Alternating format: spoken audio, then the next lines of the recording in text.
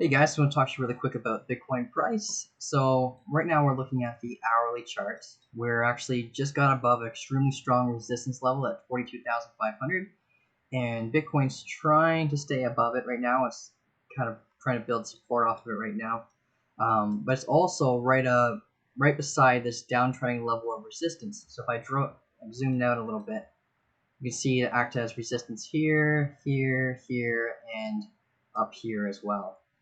So we got over 5 touch points along the way down here.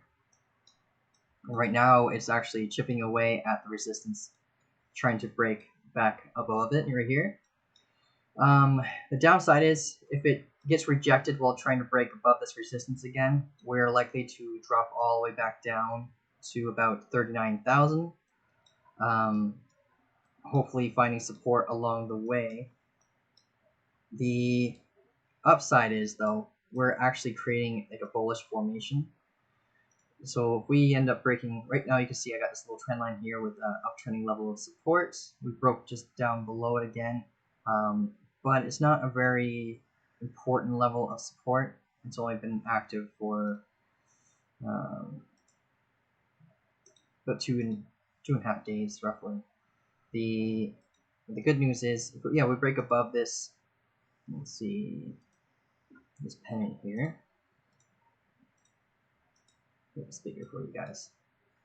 Yeah, if we break above this, it'll be the momentum that we need in order to get out of this long-term formation that we've been stuck in for a little while here. So I switch over to the 4-hour chart. You can see that let's take this here for you.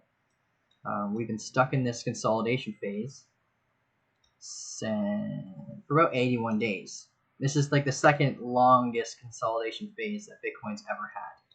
The last time that's happened actually was back in 2019, roughly around here. You can see this really long consolidation period.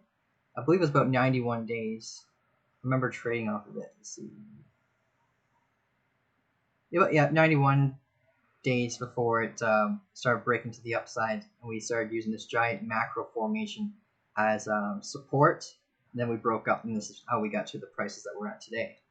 But now, yeah, we've been in this one for over 80 days now. We're just about due to break out.